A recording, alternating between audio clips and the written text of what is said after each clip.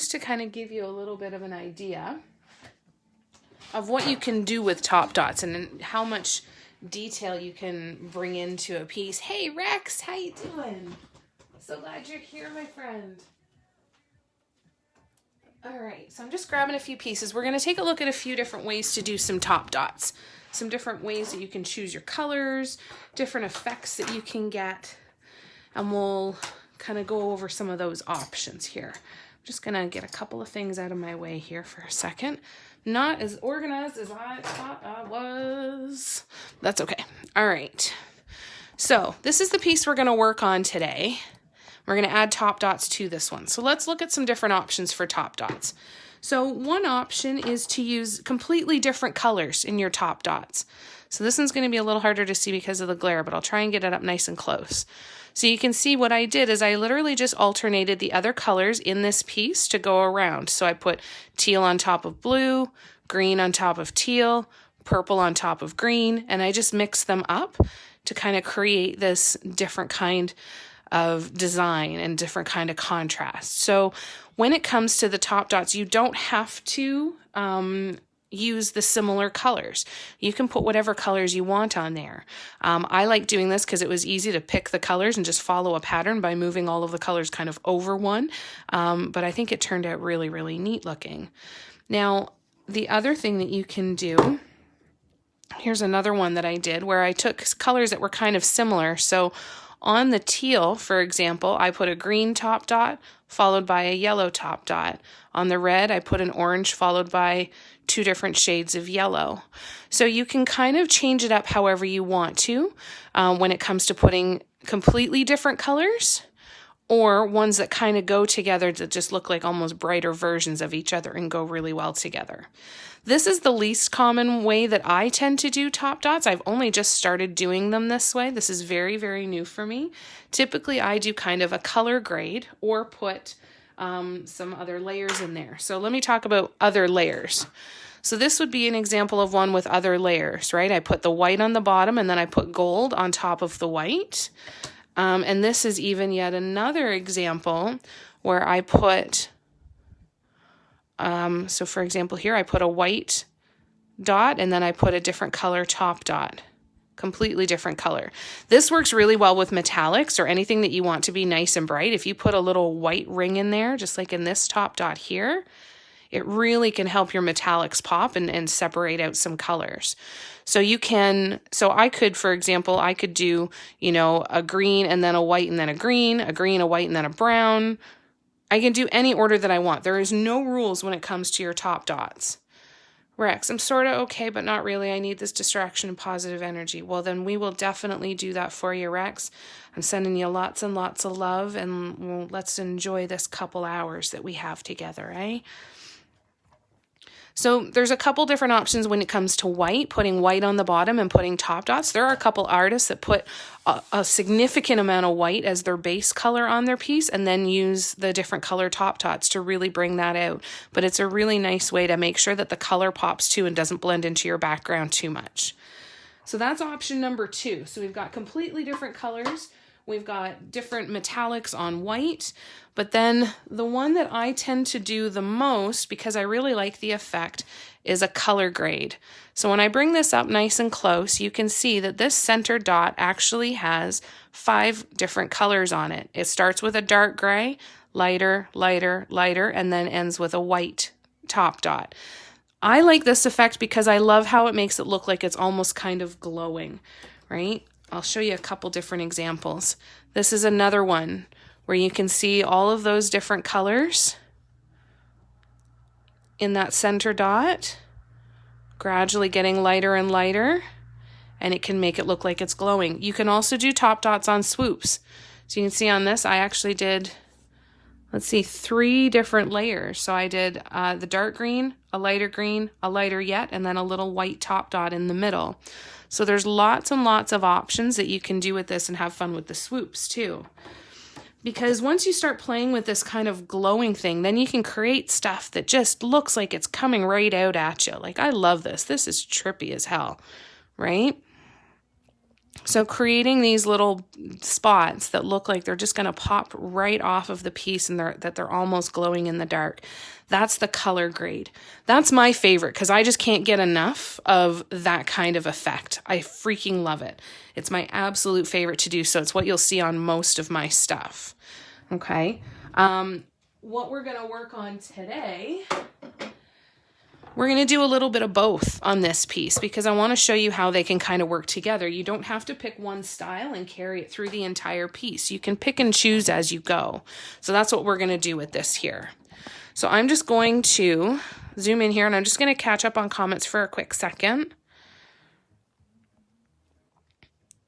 Sending you lots of positive energy, Rex. Thank you for that, Sharon. Hey, Jan, how you doing?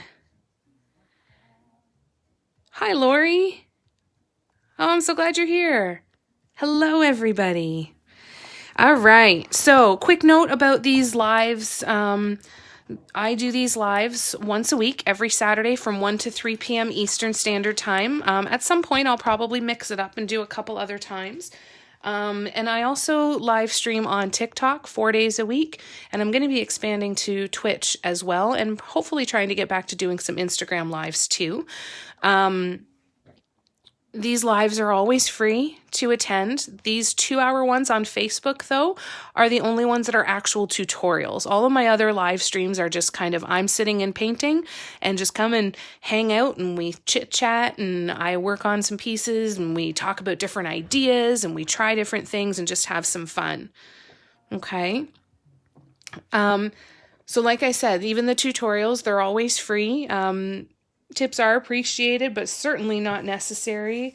And if you choose to tip $5 or more on my website, then you'll get access to the recording of the video. So if you want to rewatch it, you can definitely do that. And there's also an unlimited monthly membership available on my Patreon, where you would get access to every single one of the weekly videos and any extras that I may do as well. So you can get them one by one. You can join live. You can get the subscription, whatever works for you. There's no pressure in any of them. If this can inspire you to create some beauty in the day and give you a time and space to come and just kind of relax and chill and take some breaths, that is the ultimate goal here. Okay. Business is out of the way. First thing I'm going to do is I'm going to erase my guidelines because I forgot to do that before. I do have watercolor pencil crayons now, courtesy of my friend Jan, but I didn't use those on this one. This one I used a white charcoal pencil, which isn't a bad option for you. The problem is that they're still a little waxy. So if you have guidelines drawn on with a charcoal pencil, you're going to want to erase them a little bit before you start painting on your main design, because the line can actually impact the shape of your dots. So you would always, once you draw your guidelines, you almost want to erase them quite a bit so you can only see them very, very faintly. Now, I always erase the guidelines before I do any top dots or any detail, just because my eye sees the guidelines so easily and clearly. I don't want that to distract me from what I actually want to do next. I find it just much easier to see where detail could go, where I want it to go, if all of those guidelines are gone, so that my eye isn't being pulled towards anything that doesn't really need to be paid attention to. I hope that makes sense. So I'm just going to erase these really, really quickly. Put in a little elbow grease and jump in. I will also have you all know that I am painting in my onesie today. It is Saturday. I don't have to leave the house, and it's wonderful. I am just sitting and painting in my onesie. I'm using my Lazy Susan today as well. I got this Lazy Susan at Canadian Tire for $13. It spins on the bottom. I painted a nice color because it gets covered in paint every once in a while, so it's just nice to have a nice clean surface. And I like teal, so I paint everything teal. So we're gonna do this. So this allows me to be able to spin the piece and paint on it much easier than if I had it laying flat on the floor, on the table, I mean. All right, guys. So I haven't mixed any paint colors yet. So first thing I do when I'm getting ready to do top dots is I just kind of have a look at the piece. I want to take you through my mind process, which, you know, might be a really terrifying rabbit hole for some of you to go down, but we're going to go anyway. This is the fun part. So this is when I first have to decide, like I said, am I going to do the color grade so they look like they're glowing in the dark, or am I going to do multiple colors? Okay. I resigned my lazy Susan. Ooh, you resined it. Ooh. Oh, Jan, what have you done? That's brilliant. Guess I know what I'm using my 2 little bottles of resin for, hey? Probably won't take a lot either. That's freaking brilliant. I'm going to do that. Only I'm going to paint it first. A good excuse to paint it. So the first thing I'm going to do is I'm going to figure out which ones of these do I want to have the effect of the glowing in the dark, or looking like they're glowing, and which ones do I want to maybe mix up the color. So I'm kind of going through, do I want these kind of dots, these kind of dots, or these kind of dots? Okay, that's awesome, Jan, thank you. So based on the effect that I see here, I really already know that I want to make any blue, purple, or pink ones kind of glow in the dark. So I'm going to do top dots on these ones. I'll do top dots on these little guys out here, the big center dot, and when we get around to the edge on this blue, this pink, and this purple. And I'll do top dots on that little ring of purple right in the middle as well. Okay. I don't do top dots on, this is just my personal preference, on these walking dots. I don't usually do top dots on those. And that's just personal preference to have a little bit of a different color change, but you can totally do top dots on all of them if you want to. I've seen some artists just do a top dot on this center one, and that could look really cool. Maybe we'll do that one on this one. So that's kind of my plan for that. Because I know I like this effect, I'm going to choose the blue, the purple, and the pink to do the color grade top dots. Now, when I look in here, I love, love, love the look of the teal with the green and the yellow on it. So I'm going to do that on any of the large teal dots, which is only the one. And then for the green, I like the idea of using a couple different colors of yellow. So when I do the green ones down here, I'm going to use a couple different colors of yellow, I think. And then, like I said, on the teal, there's only that one section. I'm going to do green and then yellow. On the reds, I'm definitely going to do the orange and yellow. On oranges, do I have any orange ones to do? Only a couple, so I might just leave the oranges and not do any top dots on the oranges. On the yellow, I'm just going to go brighter and brighter yellow to make them look 3D as well. Okay, so I try to kind of look at other pieces that I really like and pick out the colors and see, you know, if I see another piece, whether I find it on Pinterest, on Instagram, or other pieces that I've painted myself, I want to pull the patterns that I really, really like off of there and decide what ones do I want to put into this piece. So let's start with, well, let's just start in the middle. So in the middle, we're going to start with blue. So I'm going to have to mix some colors. So I'm going to move this aside, and I'm going to keep it aside to kind of look at it. Here, why don't I do this? Let's do this. I'm going to keep this aside here, but I'm going to bring this in here as well, and we're going to mix some paints. So this bright blue is actually this peacock blue that I get from, it's Deco Art Paint. I actually get it from the dollar store. So I'm going to actually add some of this bright teal. So see how there's two different colors of blue and teal there? I'm actually going to add this color of teal to that. Actually, no, sorry, I picked a completely different blue. I'm going to use this blue. It's kind of like a periwinkle sky blue. So I'm going to use that one, and then I'm going to use bright teal on top of that. Now we have to wait for paint to dry before we do multiple layers, so I'm going to start with this one on the blue. But let's mix the pink. So the pink is this color pink here. So that one's actually a little bit lighter. So that one's already mixed a little bit lighter. Let's see if I have one that's not mixed already. I'm just kind of looking through all the little paint pots that I have that are already mixed into colors, and to see which one This one actually is the color that I used there. So I could take a little bit of this color and mix a little bit of white with it. So that's exactly what I'm going to do. And actually, that's what this one would turn out as. So if you took the darker color and mix a little bit of white. If you're doing, like Sharon, I know you're doing a grayscale. So you take each of your grays, and either if you have already used multiple colors of grays, you can start to alternate them based on the dot before it. So if you have 4 grays, for example, here, let me show you. I've got a couple of grays mixed out that are actually numbered for another project. So 2, 3, 4, 5, and 1. So for example, I numbered my little paint pots for another project that I'm going to be starting soon.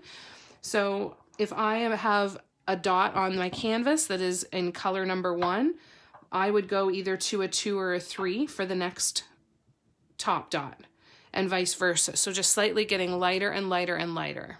So you're going to do rainbow top dots. Oh, fantastic. Awesome.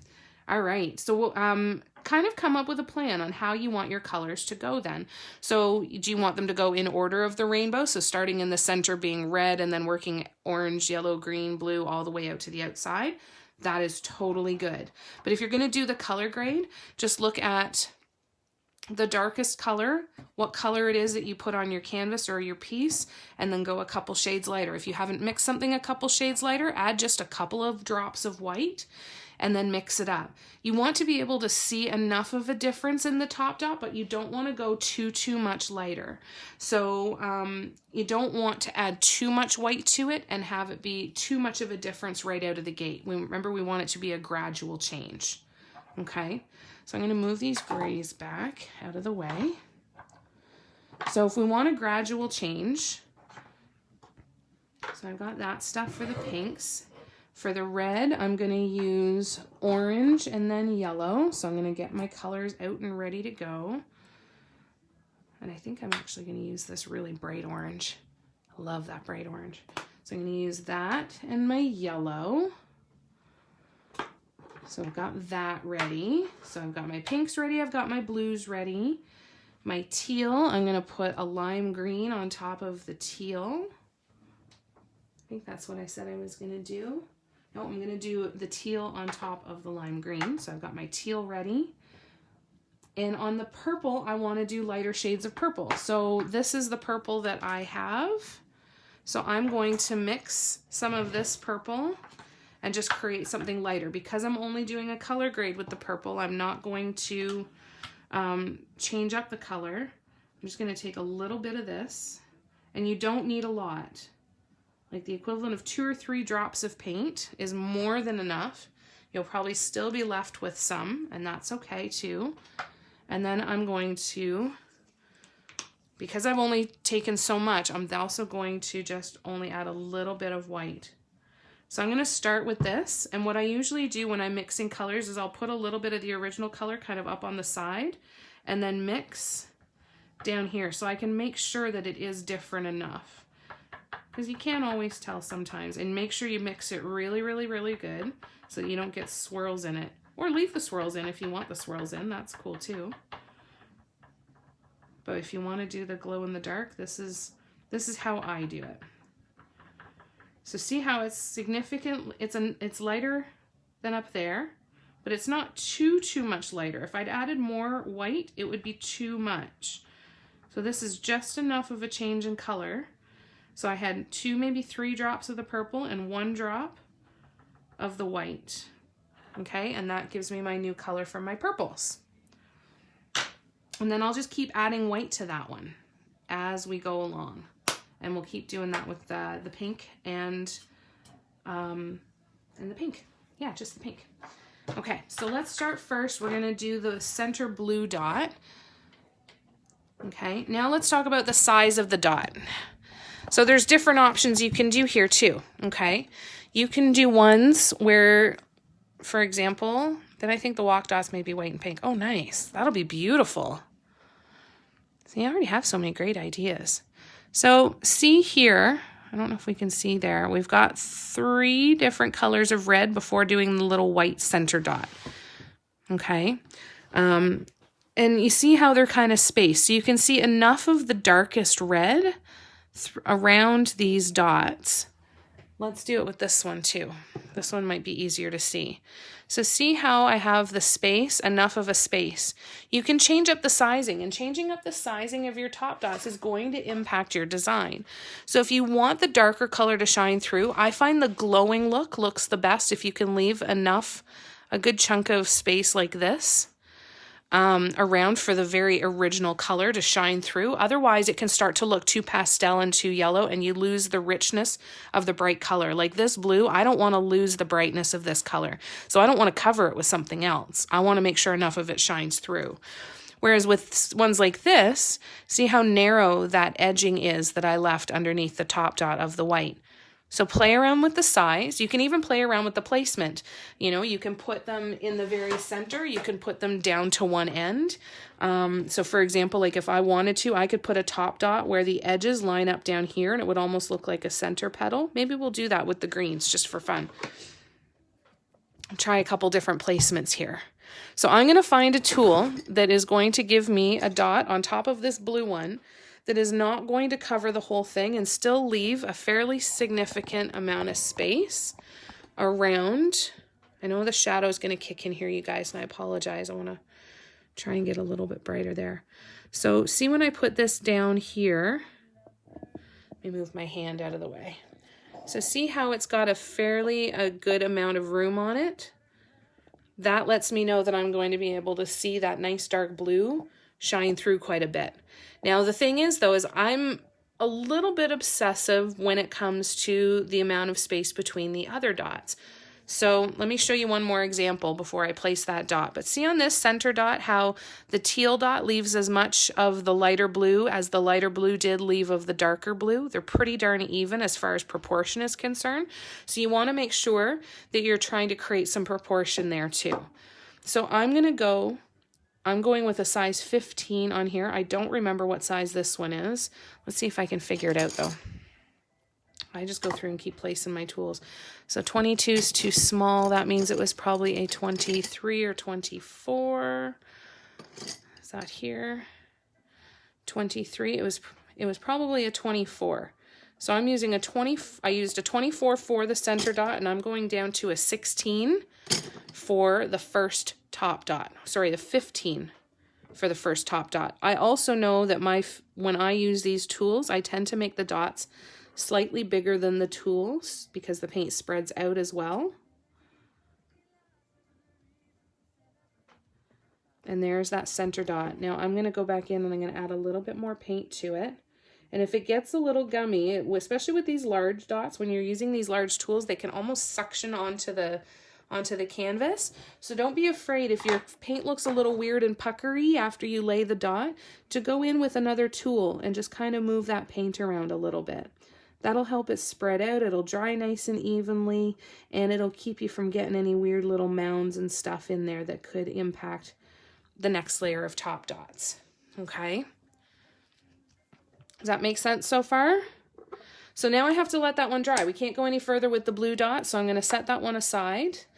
I could go out and do all of these ones out here while I already have the blue. I could do these ones as well, but that would mean as an increased chance when I come back into work in here that I'm going to put my hand in that paint. So I'm going to go in order, moving from the center outwards, because this paint dries relatively quickly. So in a perfect world scenario, by the time I do all the first layer of top dots all the way out to here, the center will be dry again and I can go in there and start working my way out again.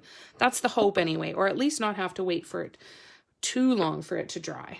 So I've got my lighter purple.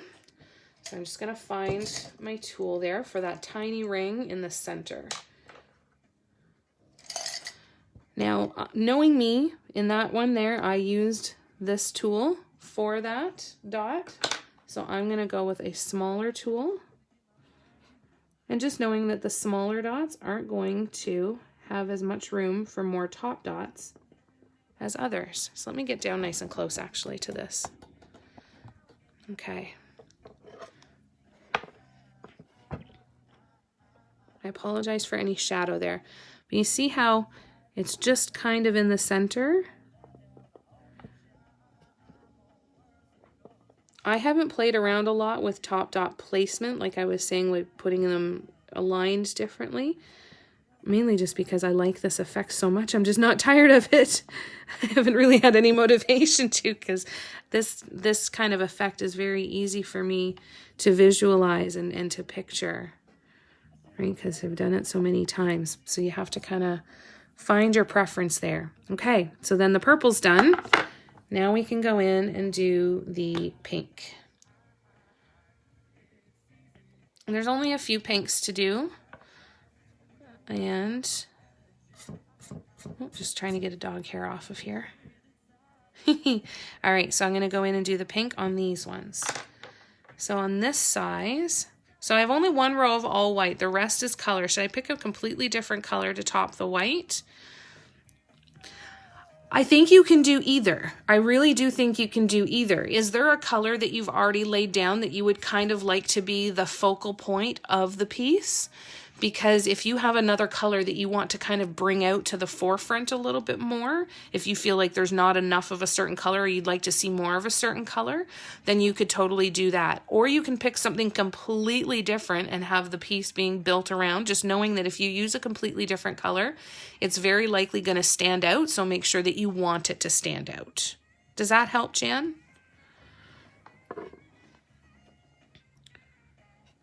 I hope that helps. With the spiral, putting dots at the inside edges makes it look like a chrysanthemum. Oh, yeah. That would be cool. We'll have to try that on one. So see, it's just slightly lighter than the layer before. And when it dries, don't panic if it dries and it is almost the same color as the base before. That's okay. It'll still be slightly different enough that as you keep adding more and more top dots, it will still stand out.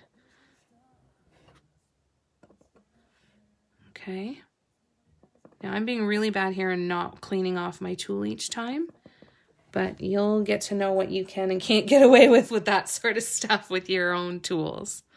You're welcome, Jan. Any other questions, please make sure you guys ask, okay? Hi, Mandy, how you doing? All right, so we're gonna do the top dots on top of the red now. And I wanna use a bigger tool than this one because it's not gonna give me a big enough top dot, so I'm gonna switch sizes again. And I'm just going to go slightly larger. When you're trying to choose the size of your top dots, always err on the side of too small, because then if it is in fact too small, you can always then use that tool as a guideline for where you want to go up from. Okay, if you make them too big right out of the gate, your only option is to let it dry and then redo it with the base color and try and start again. Okay, so always err on the side of caution. Okay, because you can always go back in with a different tool and make the dot bigger. And as I'm looking at this piece, like this red, orange, and yellow stripe of dots here, I'm probably not going to put any top dots on those because I like those little color strips and I really want them to stand out.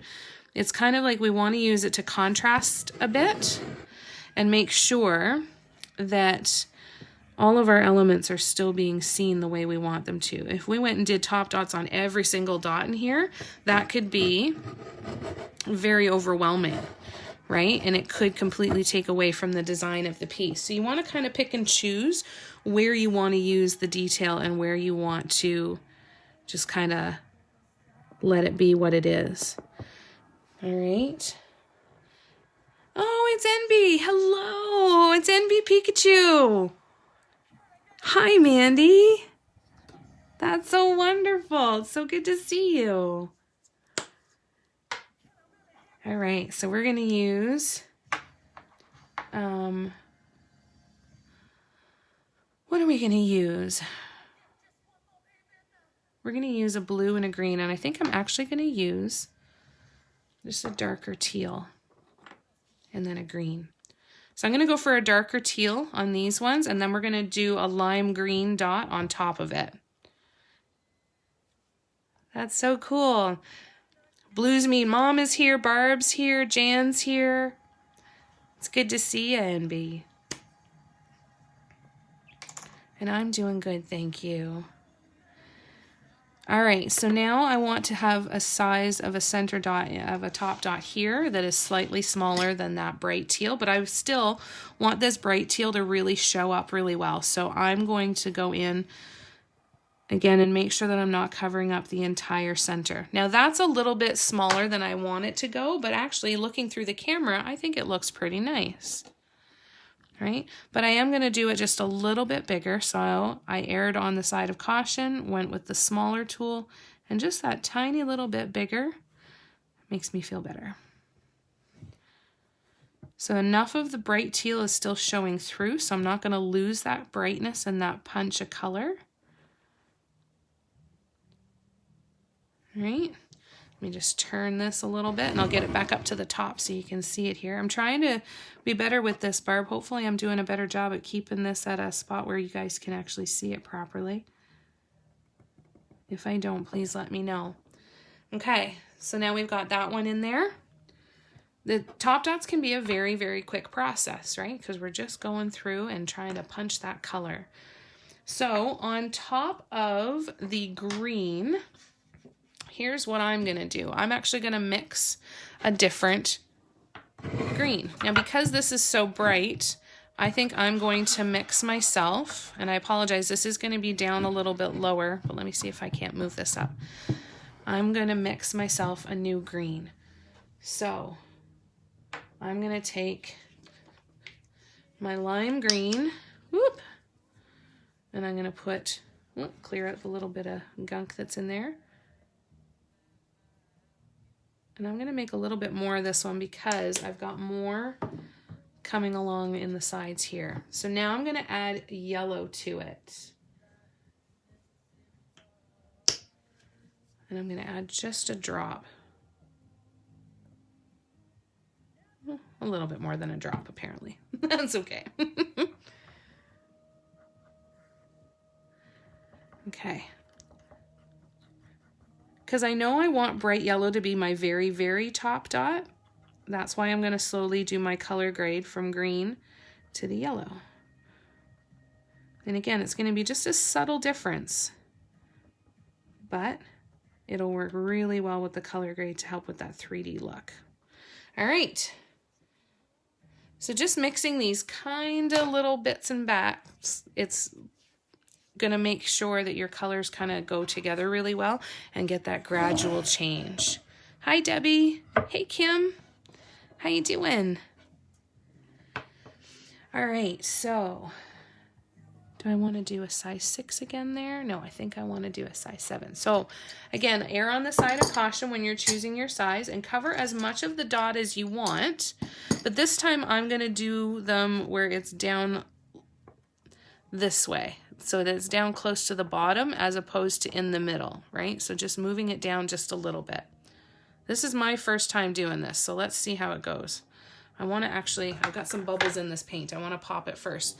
When you're using the larger, flatter tools, if you have a lot of bubbles in your paint, that can actually change the size of your dots and the shape of your dots, because those bubbles can get trapped under the tool and then kind of pop and change the shape.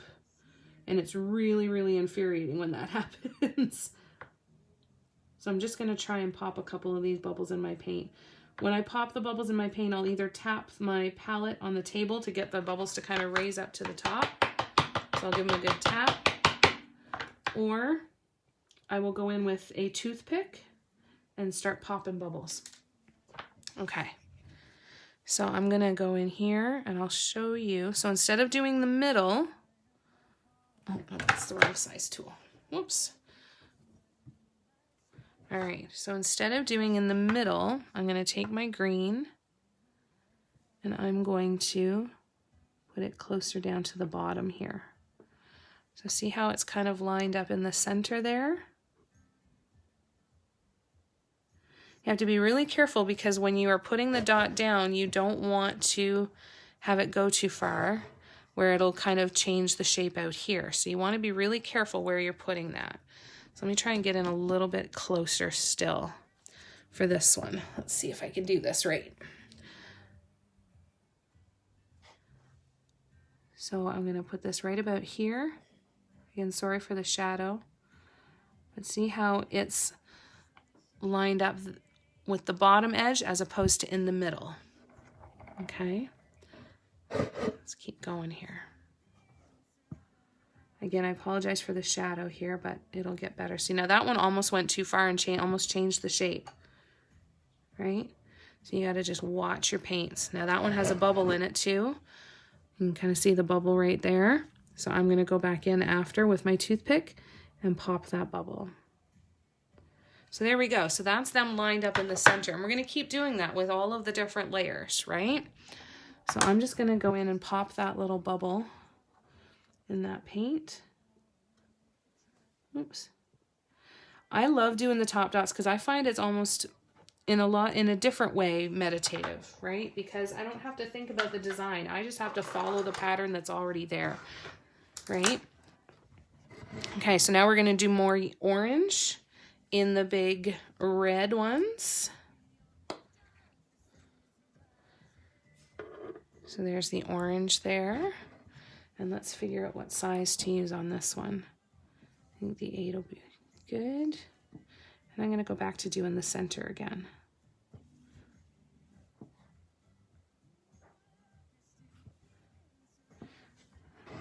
Making sense so far, you guys?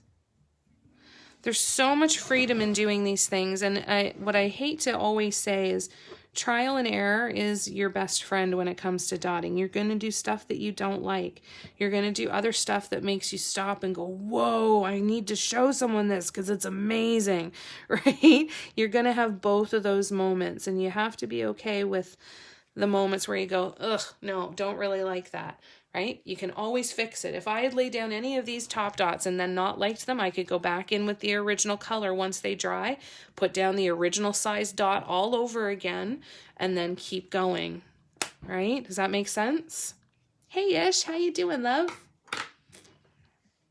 Okay, and you know what I forgot to do? I forgot to do the light top dot in these peaks. So let's do that, because I'm going to need the pink out again anyway. So let's do that.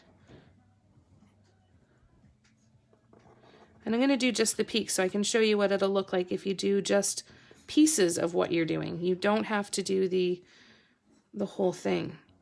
Again, it's one of my favorite things about this is there's no right or wrong way to do it. You know, you just keep playing with it. Hey Ish, how you doing? I hope you heard me. It's good to see you. I still haven't written your email, but I will. I don't know about you guys, but it's been a week, right? Rex, I know you get it. I know Sharon, I know you get it. Everybody's been having a week. Barb, we're all having weeks, right? I use the color wheel, yet still seems nothing matches.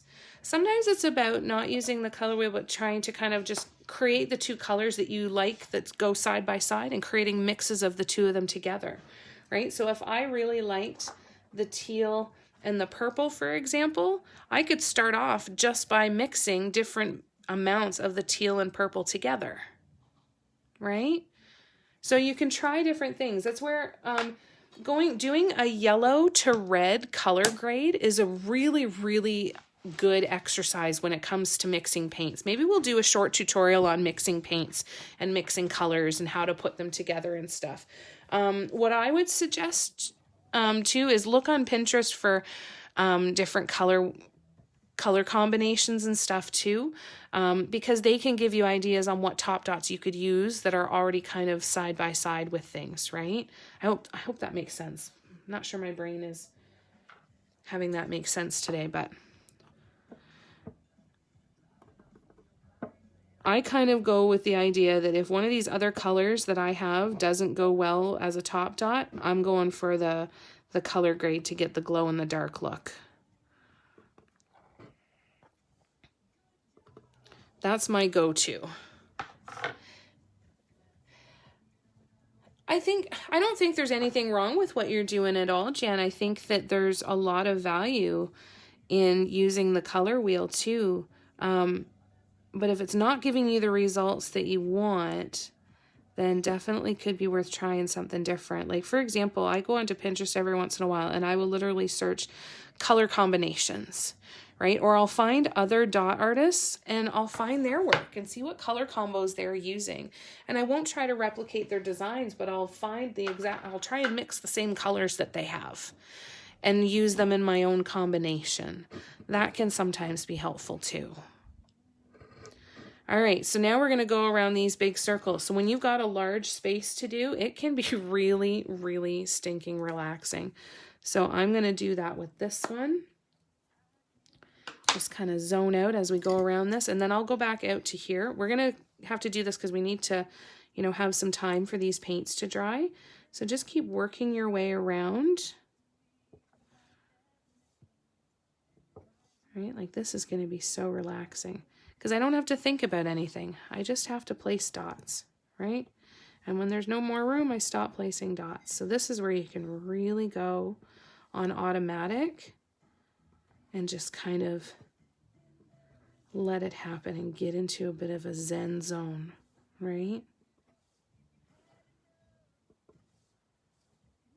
Because it's enjoyable, but I don't have to think too much. And I don't have to worry about my spacing as much. I don't have to worry about all the other things that I worry about when I'm placing down fresh dots.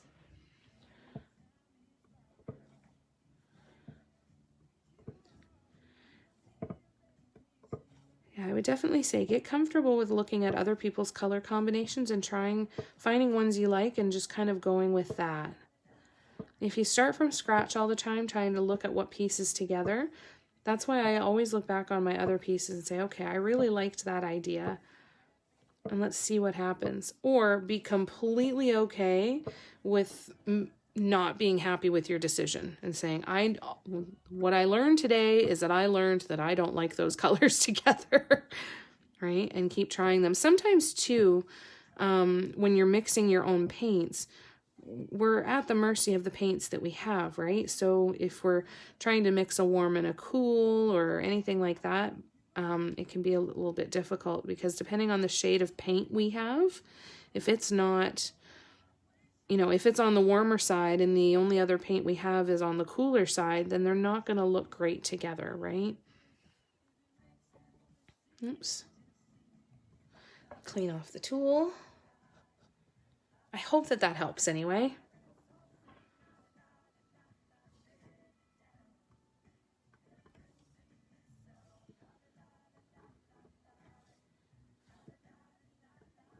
This part is so zen.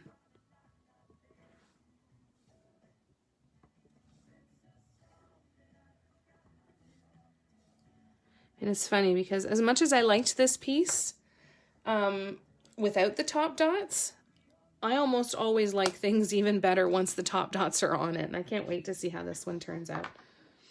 All right, let's go back to the purple. We do a 5 this time. What should I do? And even in these rings, you can change the placement of your dots if you want to, right? Go with what feels good to you. What do you think looks good?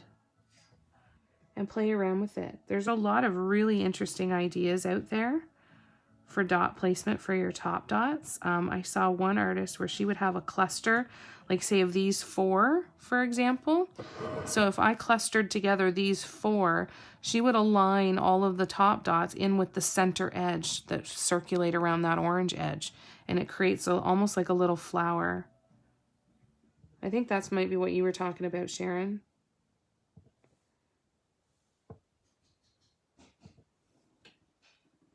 Right? So interesting the different levels that we can get to with this. Jan, I love the center mandala of yours. Oh, yay! So I need to do more of this then, eh? I gotta put it on a stone, don't I? It's a fun one. I'm really enjoying painting with these bright colors. This is not my normal comfort zone, and I'm freaking loving it. I am absolutely loving these bright colors and this glowing appearance. It's so much fun. So when you're doing the color grades too, you don't always have to work up to a white dot. Remember, on the green, I'm working up to a yellow dot. On the blue, I'm working up to a teal dot, right? It doesn't always have to be working up to white. The white can give you that beautiful glow in the dark effect, of course, but you don't have to get there. Okay. Wow, the top dots really take the piece, right? Isn't it crazy? Like, you can look at a piece and go, no, this is beautiful. It doesn't need anything else. I'm really happy with it, right? But once you end up adding top dots, you're like, damn, why did I ever even consider leaving it the way it was? But then I've also had other pieces where I was like, crap, I should have left it the way it was. It definitely happens both ways. But that's the learning part of it. And once you find something that you really like, I'm a creature of habit. Once I find something I really like, I don't necessarily go looking for a new pattern or a new idea to follow. Oh, sorry, I was getting way down low there. Sorry about that. I don't necessarily go looking for something new to try. I wait until something kind of pops into my head or a suggestion comes in that makes me go, ooh, that would be really cool. But once I find something that I really like and I know that I like the effect of, I just keep practicing it with a whole bunch of different colors and playing with the same base idea and just flipping up the colors a little bit. It's amazing. Absolutely amazing. All the different things that you'll create that look so different from one another without actually changing too much of your design, right? Trying different colors together, seeing what you like together. You know, there's a couple artists out there that I'm sure that they only buy 5 or 6 different colors of paint. That's probably an exaggeration. Maybe only 15 or 20 colors of paint, you know, whereas other people might use every color under the rainbow and they are constantly stocking up on every color, right? If you find a color combination that you just want to stick to for a while, do it. Enjoy it. If you feel that good about a color combination, it means that you want to keep going with it, right? Because it feels good. Okay, let me scroll back and catch up. Okay, so I wasn't going down the right road. Yeah, send me a picture for sure, Sharon. That would be awesome. Oh, that's so nice-ish. Was it yesterday? It's tomorrow, right? It's the 10th?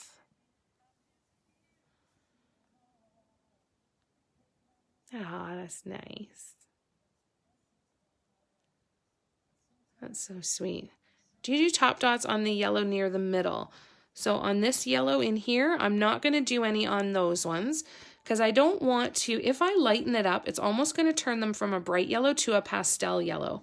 I'm going to do a little bit of it on here, but not too much. And even as I'm thinking about it, I think I'm going to leave these yellow ones as is, because when yellow is already so light, you have to add quite a bit of white to it to see a color difference.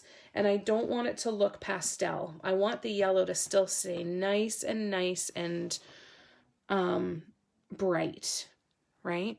I had a panic attack. Oh my God, that's horrible. I'm recognizing now how often I use that. And I really want to make a change to that. I did not have a panic attack when I thought your birthday was yesterday. I was worried. I was worried that we had missed it. I really do use that a lot. That needs to stop because I did not have a panic attack. And I don't want to minimize that. So, yeah, I was just worried that we'd missed it-ish. I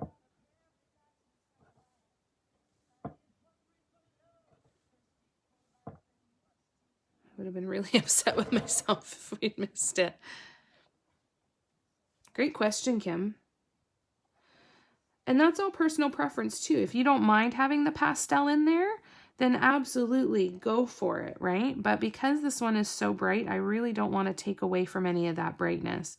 Now, the other thing you could do if you have a light color like the yellow or like the brighter that could potentially go pastel, you could go darker. So I could work that yellow down to an orange, right? So I could go with a yellow orange for the middle dot and then a bright orange in the center for the final top dot. You can go from dark to light, light to dark. You can alternate dark and light. You can do it any way you want to. You really have to just try it and see what happens. So that's why I always look at other pieces, right? What are the effects that I really, really like? And if I'm going to try something different, what effect am I trying it for? Am I trying it because I'm trying to replicate something else that I've seen that I like? Or is it an idea that popped into my head that I think would look good? Or am I doing it just to see what happens, right? And all of those are good reasons to give something a try. But just kind of be aware of your attachment to the outcome, right? Because sometimes it's going to work really well and you're going to go, yeah, I'm so glad I tried that. And the other time you're going to say, I'm still so glad I tried that because I know for sure that I don't like that, right?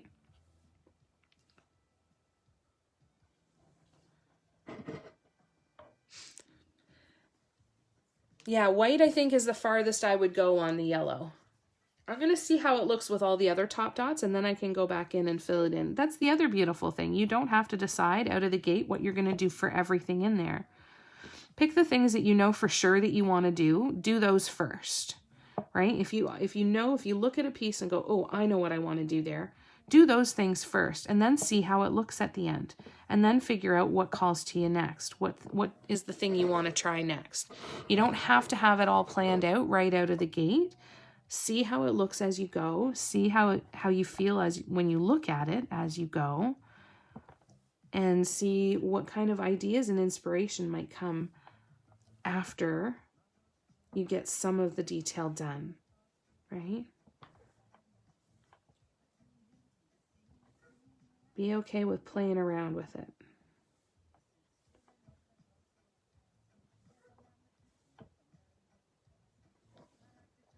What do you see, Audrey? Audrey's sitting up on her tree looking out the window.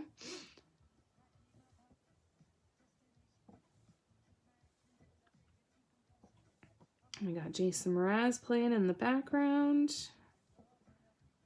So what else is everybody up to this weekend? Are you guys doing anything fun? My idea of fun is not leaving the house. And unfortunately, I'm leaving the house tomorrow.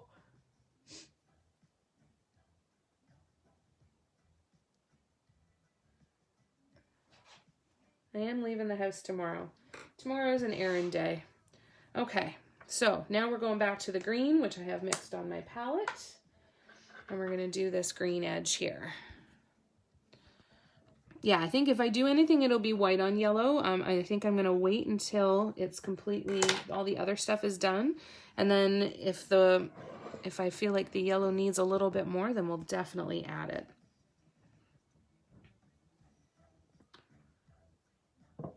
So this is just a super slight difference in the green to yellow, and that's okay because I don't want it to be a huge difference. We're just going to see how this one goes. How are you guys making out? Do you guys have any questions? If you're following along, let me know what questions you have. If there's anything I can help with.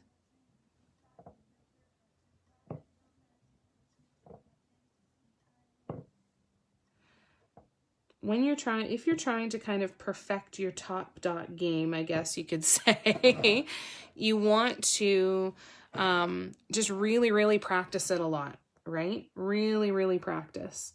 So the color grades are a great way to practice, just like the concentric circles and the original spacing tutorials that we did. Those are incredible practice.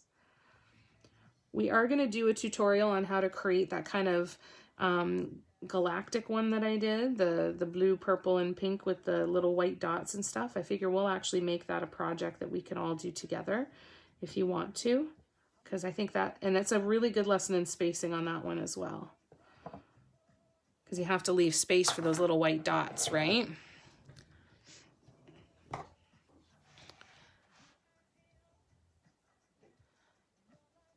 Football. Oh yeah, it's Sunday tomorrow.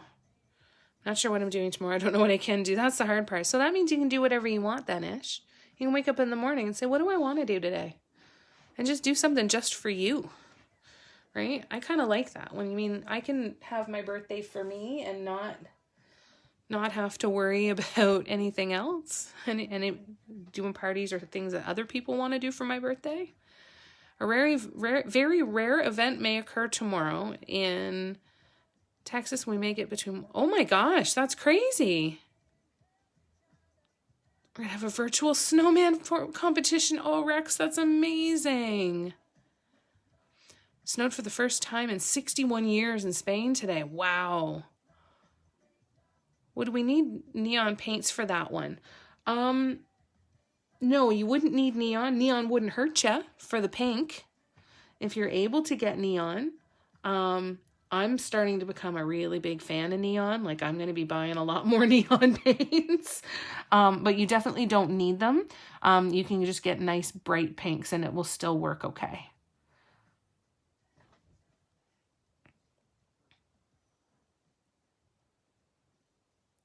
How many centimeters are inches? I think it's 2 centimeters per inch.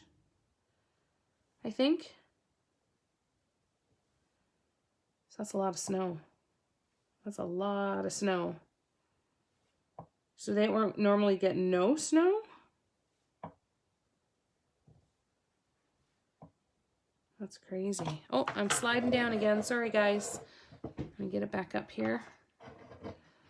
So now this one's a little bit tougher because the green is so similar to the green below. I'm not seeing a huge color difference, right? So see how where it's dried there? Oops, I put a little more on there. That's okay. Where it dried there, it's a little bit darker. I'm not panicking on that one because it is such a different color. If I had been using a lighter color, like if I'd done that on the purple or on the red, then I would just paint over with the original base color again and redo the base dot and the top dots.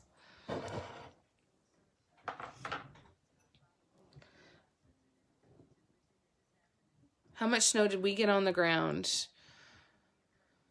Well, we don't have a lot here. A voice text autocorrect is supposed to be centimeters or inches. Nice. Oh, on Huntington Beach. Oh, that's lovely. Say hi to the sun. Tell her I miss her. Oh, we're actually having a beautiful day today. It's cold, but we've got a bit of snow on the ground. I would say here in where I am, Rex, I've got probably half an inch of snow. Yeah, about half an inch here.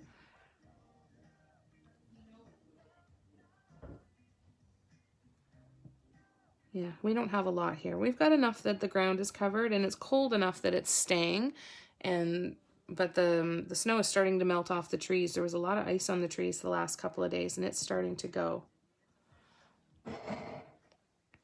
Oh, I was lucky enough, Lori, to spend 6 weeks in San Clemente, and let me tell you, that was painful coming home, and it was over the winter too. It was so funny because it was just so beautiful and so warm, and it was the idea of not having to wear parkas and mittens. And I remember it was like 65 degrees at one day, and of course all us Canadians that were down there for training for work, we were walking around in shorts and t-shirts and all of that. And then I saw a woman walking in a full-blown like North Face parka, and it was like 60 degrees. I'm like, this is how you can tell that it's all about what you're used to, right? The actual temperature doesn't matter as much as we think it does. It's all about what you're used to. I'm actually in Ontario, Canada. It's 64 and I'm wearing my jacket in my house, right? Like when Canadians would be walking around half naked. We totally would.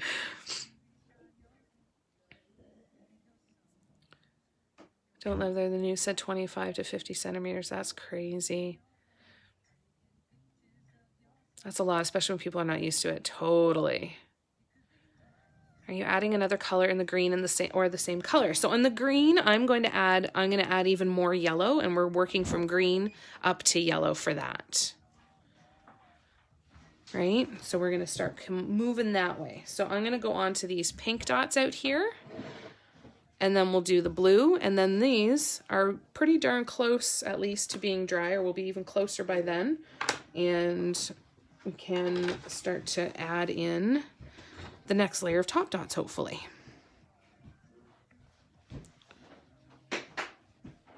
Oh my gosh, 4 died and 1,500 needed to be rescued. Wow.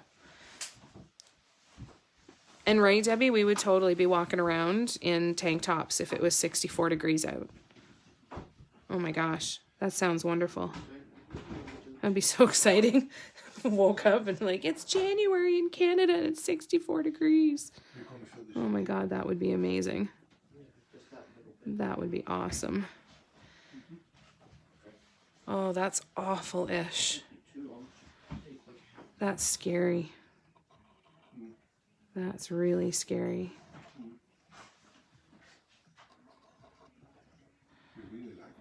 Oops, here we go. All right. So how are you guys making out? Are you guys doing okay? Most I've ever seen here in my town is 14 inches. That's still a lot for Texas. Does it last very long? It mustn't last very long, eh? I know, right? Of course, all the ice fishing people, right? Well, I was gonna say, move further north then.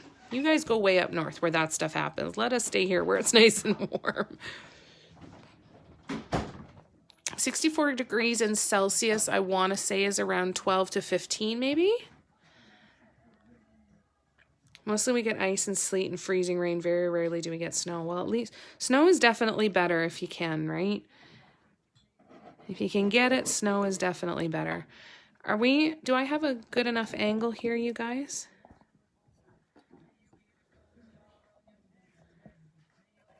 All right, let's see here.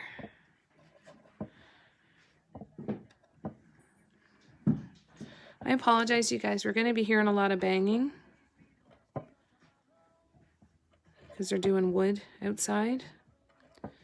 So if it gets a little bit noisy, then I apologize.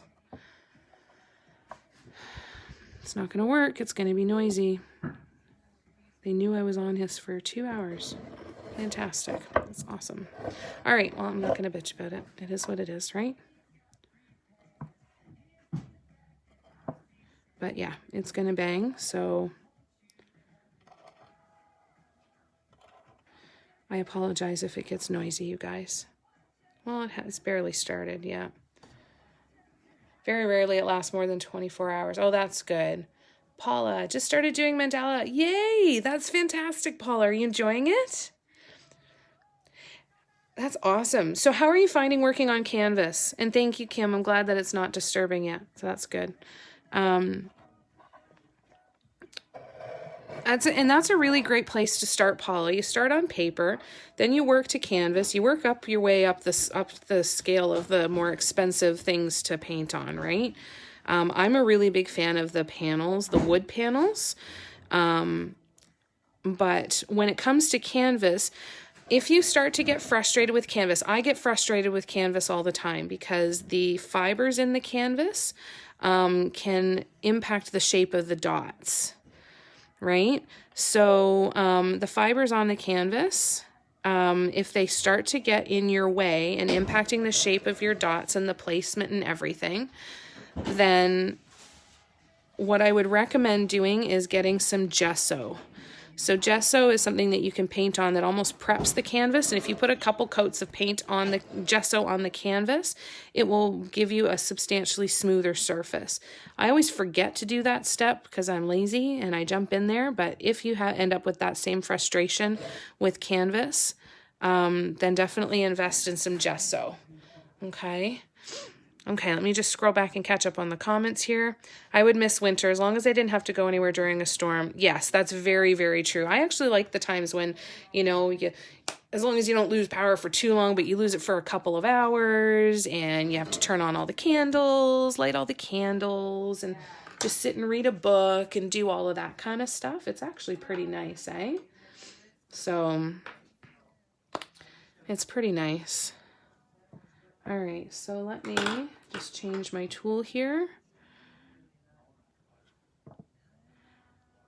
And then I'm going to go back in and we're going to do this row now. Okay, and then we should be able to go on to the third layer of top dots there. Okay, if it gets noisy, it gets noisy. We cannot control everything, but we can control how we deal with it. Exactly, Rex. Yep, the things that are irritating me about it are my triggers and not to do with the actual situation, right? But it is what it is. We'll deal with it. We'll deal with it, and hopefully anybody who watches the replay, you guys are okay with it too, because there's not much I can do about it. Not much I can do about it. So it is what it is. One of these days, so some exciting news. Can I share some exciting news with you guys? Let me answer these questions first. The surface tension is different on the media. Yes, totally. You're welcome, Paula. Is there black gesso? There is black gesso. I've only seen it on Amazon. I have yet to find it in a Michaels store here near me here in Canada. But there is black gesso. Liquitex. Oh my goodness. Liquitex makes a black gesso.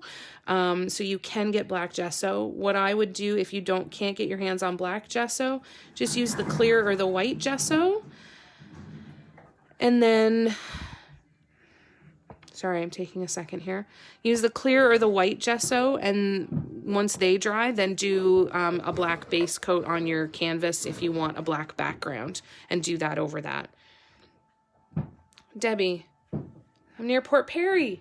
That's crazy. I'm not too far from you at all. I grew up in the Schwa.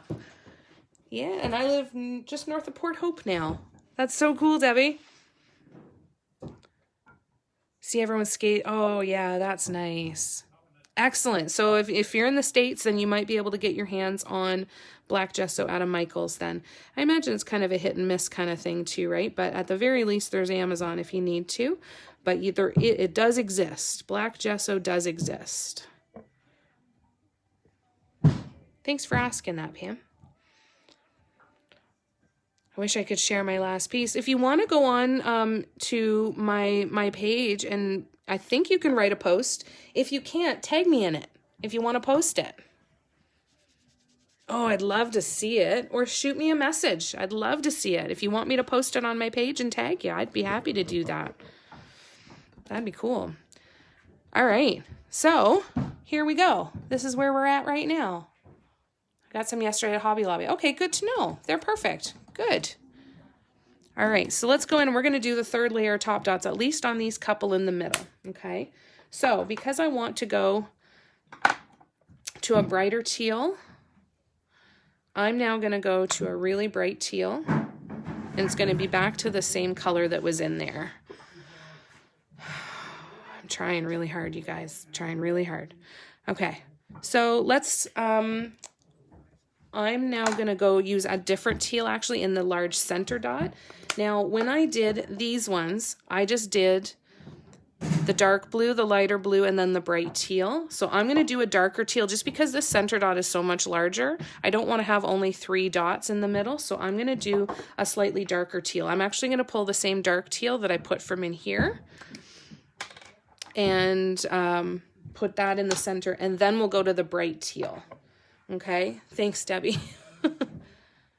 Okay, that's good. Oh, I'm so glad you guys like it.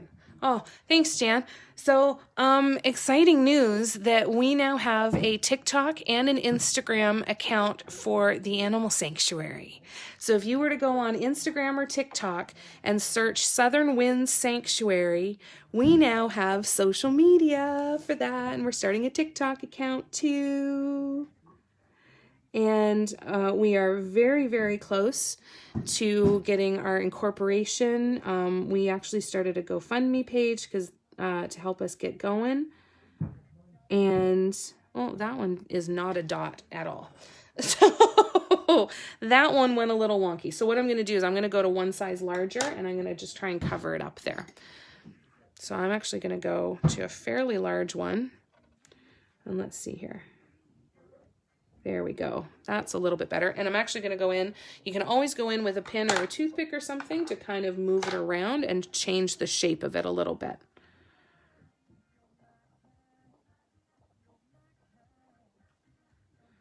And thank you, Debbie. I'm trying really hard not to be triggered and get frustrated.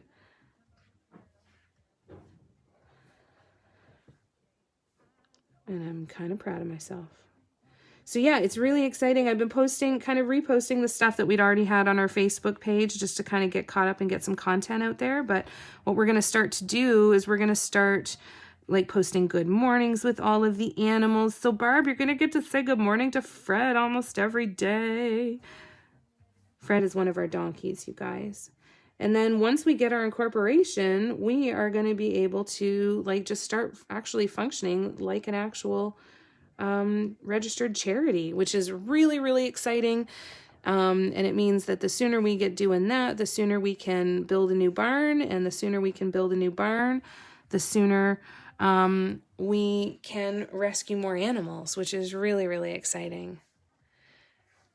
Thank you, guys. Yeah, it's pretty exciting. Yay.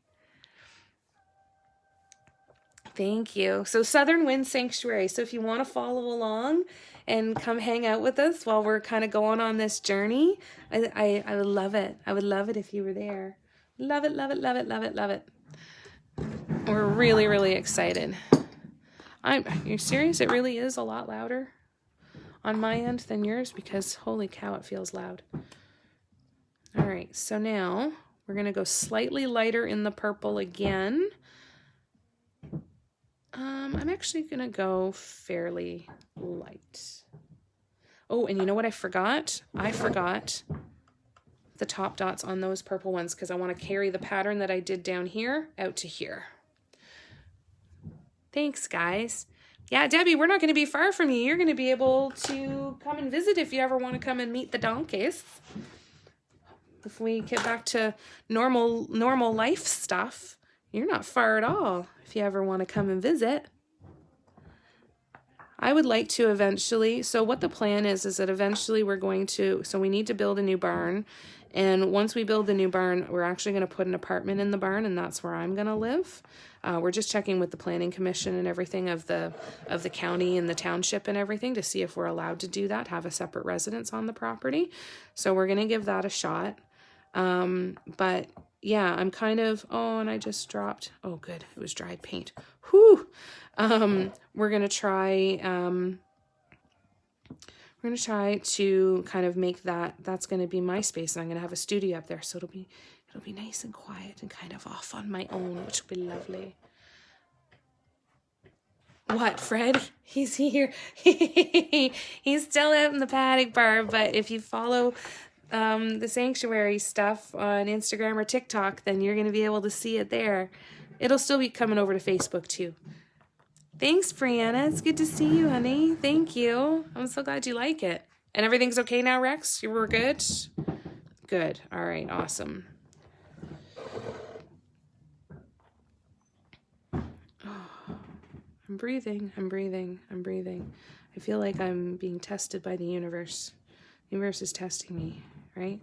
Saying you need to learn a new skill. You need to learn how to function and still run your business even when other stuff is going on around you that's out of your control, right? That's when I feel like I'm being tested. That's fine.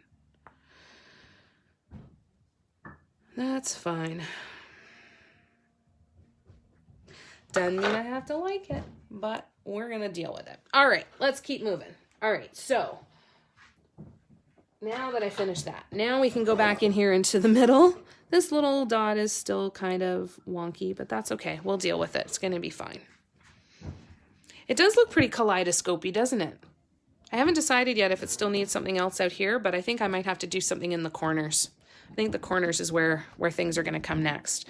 So you can already see from back here, that center dot looks like it's kind of glowing in the dark, eh? All right, so we're going to go to really light yellow, or really light purple, sorry. And let's just see. So I've got another purple mixed, and I'm just going to compare it to what's in my palette to see if it's going to be light enough. So I'm looking at those two together, and this one is definitely lighter. So I'm going to make this my next layer of top dots on the purple. So I'm going to go in with my new micro dotter. And if you guys have not gotten one of these and you want to do teeny tiny little dots, I highly recommend this. Jan, again, thank you so much. This is the coolest thing ever, and you can't wait to do more with it.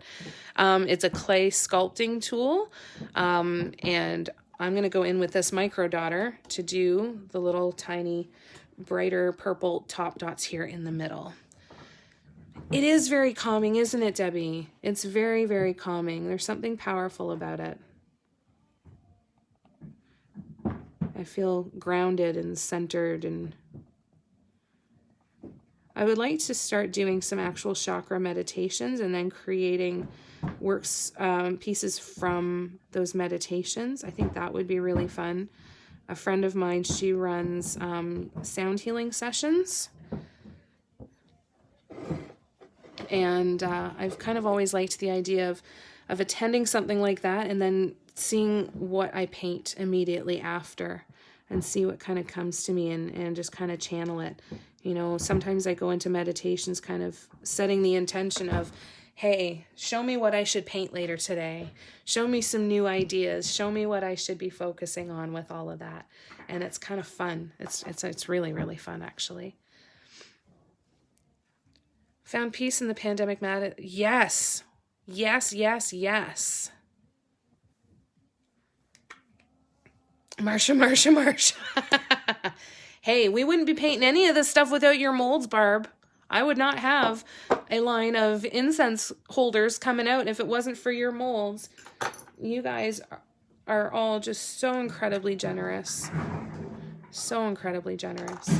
All right, so let's see. I'm going to mix another color of pink, and I just want it to be a nice bright one. So I'm going to go with this one, actually. It might not be too much of a difference in the colors, but I think it might be enough. And a little less purpley and a little bit more bright pinky. So we're going to try that. Okay. So let's see here. It's amazing how meditative. Yes, and Sharon's light and the Sharon's resin. We wouldn't be making any of that resin stuff without the resin from Sharon. The light, this light, I have the lighting here. You know, it's amazing. It's absolutely amazing. I am so well set up because of all of you guys, and I'm so grateful. So grateful. If I only had my own place to live. Okay, let's keep going. So I'm using the brighter pink. I could go white. I could have gone lighter and gone to the white, but I really wanted to kind of make it brighter and give it a little bit of a pop. Right? It's okay, Sharon. I appreciate it. You got to call me out when I do that because it's certainly not intentional. Just please know that. I'm so grateful for you guys. I love this light. I take it into my bedroom and everything with me. I use it on conference calls. I use it for all kinds of stuff. It's freaking amazing, and it's so freaking convenient. Well, I should do a tutorial on that sometime. Just what are some of the different things that I use around my office, right? All right, let's see here. So I kept going with the pink when I need to go back in with the yellow, but that's okay. So the next one on the red dots is going to be yellow. So I'm just going to do one more here. Sure, let me pull back here and I'll show you the light. Give me 2 seconds. So this is the light here. Isn't that cool? And it's a ring light. Has 3 different colors on it. It has a remote that clicks and will change the brightness, and it just clips onto anything. I have it clipped onto this little basket just because my desk is fairly large, so if I clipped it over here, it wouldn't reach all the way. So I clip it on that basket, which I have out every day anyway, so it's perfect. And then it gives me some great lighting in there. Cool, eh? I'm so spoiled. All right, so now we're going to go in and do yellow on top of the orange in here. Sometimes I get shadows. I have another lamp that I have up here, kind of facing down, and it kind of almost goes across a little bit so that I've got lights coming in from both sides, and that helps a little bit too. I don't always use that other desk lamp though. It depends on how bright it is outside. Once it starts getting darker outside, I find I don't need the other lamp because this one just illuminates this perfectly. And if I get shadows, I can always move it, right? I can always move it. All right, so here's going to be our last layer of top dots here on this orange. So let's see how crazy just a little tiny dot of a bright color can just make it pop that little bit. What are aught lights? I've never heard of an aught light. not even attempting to try. Okay.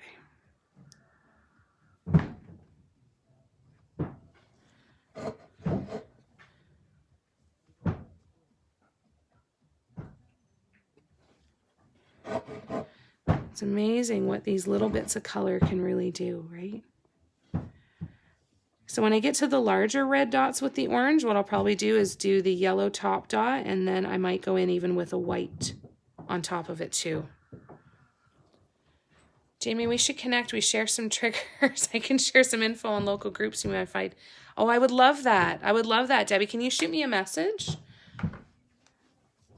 See if your appreciation lasts while you get that package from Barb. I can't wait. Yay, Paula. Yes. And do it for the sole reason that it feels good, right? Nothing else matters. Does it feel good? Do it. That is the goal. All right, so let me just see what color teal we're going to do here. Awesome. Thanks, Debbie. Okay. And you find that they work well for you? Very interesting. I'll have to look into that. All right, so now I'm going to go in with the teal. How's everybody doing with their top dots? Sharon, how are you doing with your top dots? Jan, how are you making out? Rex? Barb, are you painting with us today?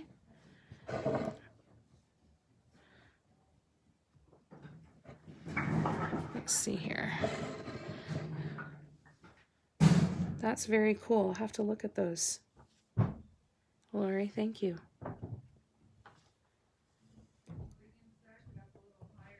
All right. Hey, is that Fred stomping around the porch? You jackass. I love you, Barb. They're great. Pretty expensive. The lighting is very nice. Okay, good to know. Cruising right along and loving what it's turning out like. Yay. Okay, so if you guys want to if you want to post what you've created from these tutorials, please let me know if you're able to do that on my page, because if you're able to and you want to, I would love to see what you come up with. And yeah, I would just love to see what you come up with. I'll try and check my settings to see if it's possible, but I don't know what's possible. So for the next green, I'm adding more yellow, and then I'm actually going to add some neon yellow in here too. Jackass Fred. I think I got the gooey effects of the blue only, but it's to start glowy. So I'm just going to add some neon yellow to this too. And then give her a stir. Well, that's good. Are you enjoying it, Jan? Are you happy with how it's turned out on the blue? There's many different styles. I'll have to Google those, Lori?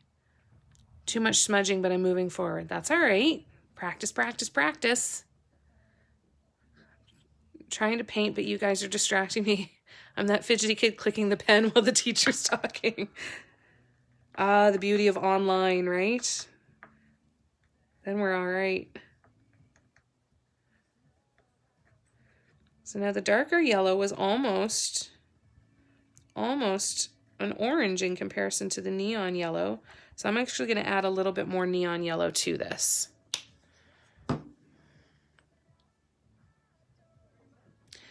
And I'm not going to add too much because I think I'm going to use the neon yellow for the absolute last color, the very last top dot. So this is what we have now. Okay. Yes, but the rest looks like poo. Oh, you're being too hard on yourself. I'm sure it doesn't look I'm sure it doesn't look like poo. But you're learning what you like and what you don't like and what you want to practice, right? I'm amazed at how precise your dots and spacing is. I usually stress over the precision. I relax and breathe and move forward.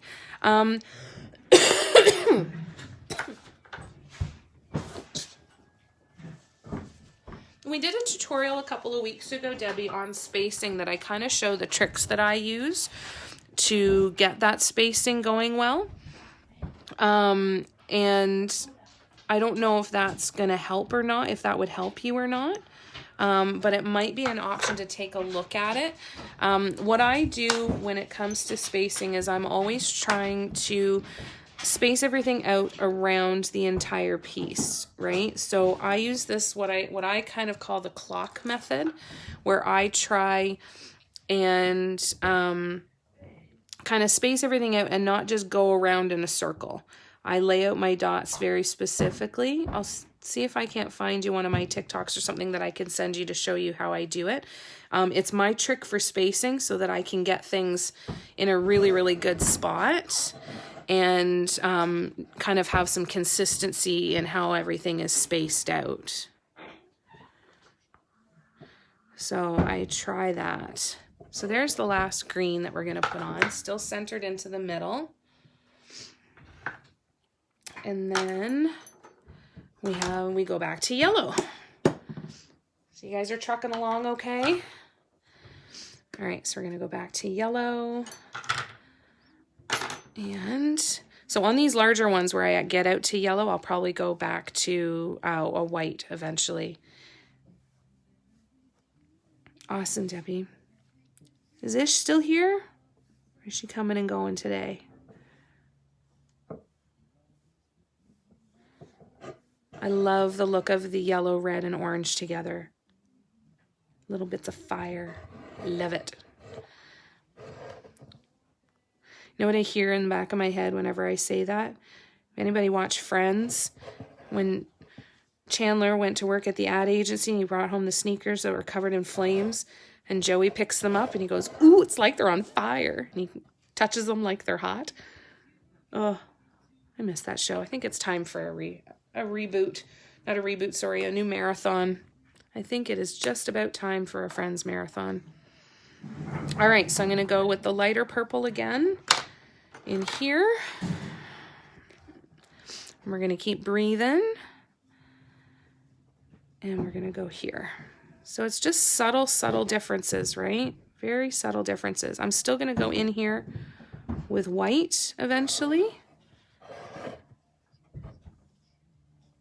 on these purple ones. But for now, this is working good here. So does it feel like the top dots go a lot faster than the original painting? It's just so much faster, I find. All right, so let's go back here and let's get the pink again. And we're gonna do another pink one here.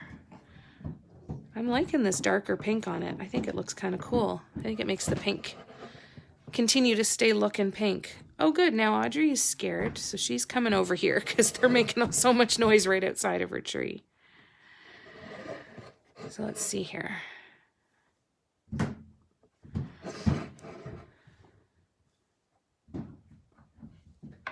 All right. Okay, so now we're going to go back to the green. And we're going to add this. So we're seeing, see how it looks like it's kind of glowing now? And then when you get in nice and close, you start to see all those levels of dimension. Right? It's pretty cool, eh? Having trouble finding paints in local craft stores. I'm in Pennsylvania. Have you tried your dollar stores, Paula? I get a lot of my paints at Dollar Tree. I don't know what you would have, but dollar stores might be a good option for you. I find a lot of my paints at the dollar stores. And I just use craft acrylics as well. Now, if they're sold out and you're having a hard time just because there's just not a lot of stock, you can definitely try ordering online, but you want to keep an eye on the pricing because a lot of people are getting screwed on pricing online right now, right? So make sure that you're keeping an eye on pricing and what's actually reasonable, and then we'll go from there. Okay.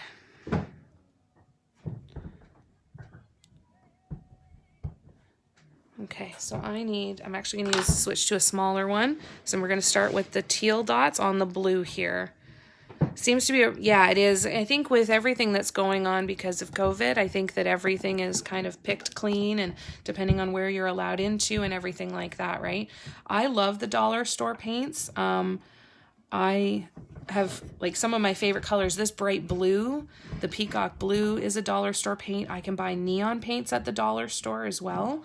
So definitely check out your dollar store if you're having a hard time finding some. It still might be picked over, but at least have it as another resource in your pocket, right? No, it depends on the brand, right? Like, Apple Barrel, I find, is incredibly watery. It's my least favorite paint to work with. I'll work with pretty much anything else. Every once in a while, I'll still buy an Apple Barrel if there's a color that I really like. But I usually stay away from Apple Barrel because they're so watery. But I also don't want to go to anything that's too thick either. Now, if you are comfortable using the heavier bodied paints, I know there's a lot of dot artists that will use the heavier bodied paints and thin them down with pouring medium. And that's a really good option too. Just be prepared to play with your consistency a little bit to get it to the right consistency, because if it's too thick, you're going to have issues with that as well, right?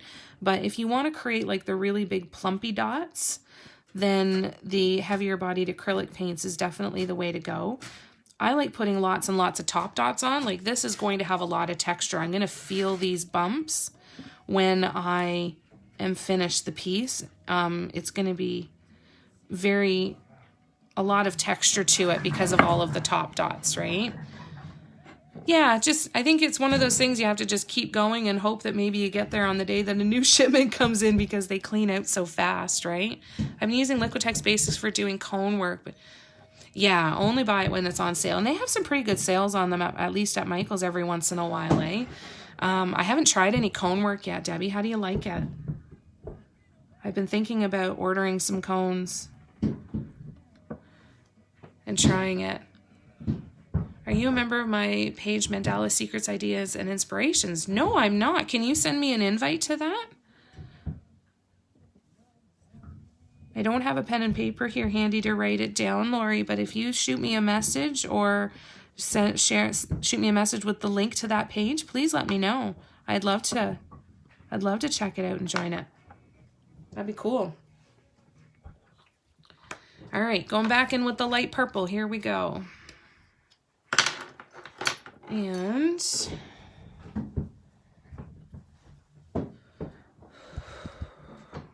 okay, here we go. Slightly lighter purple. Only very slightly though, but it is lighter.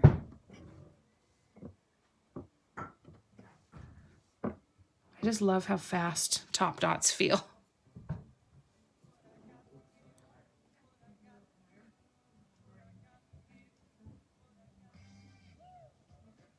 Yeah, that's cool, Debbie. Yes, I will for sure, Lori. Please send me that link, and then I'll share it with everybody.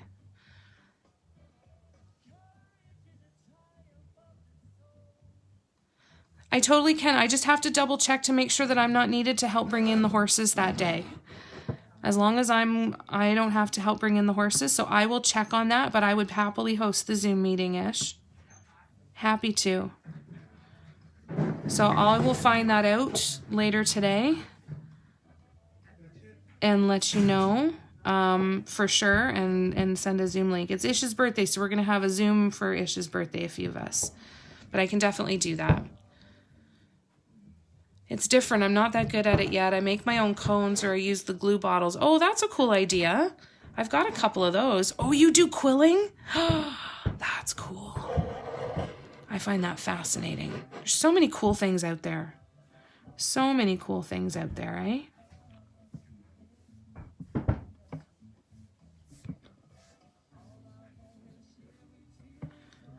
Well, I think the noise is going to die down now. I think that they're almost done. There might be a lot of comings and goings to bring the wood in the house, but we'll see what happens next. I want to come smell the horses. When we are ready, Debbie, I promise we will get you here. I think I just sent it to you. I did yep, that is correct. Okay, I'll check after we're done this live, Lori. Thank you for that. And then I'll share it with everybody once I'm off of this and can share it in Messenger and stuff for you guys, okay? I will share that after we're done. It still always amazes me what a difference Top Dots can make in the dimension and everything in a piece. And again, I love how fast they go. What do horses smell like? I've always wanted to learn to ride horses. They smell musty. Oh, they've got a wonderful smell to them. That's musty is not a nice smelling word. I get that. It's the wrong word to use for that, but they just smell earthy. I find like when I take a deep breath of smelling the horses or smelling the donkeys, it's like centering. It's very grounding. You tried one say, kid, love the smell. Yeah, totally, right? If you do Tuesday, is that 3:30? No, it will be awesome. Thank you. Horses smell like heaven. They smell natural, warm sunshine. Totally, right? Yeah, very earthy. Exactly. All right. Okay, here we go. Making progress.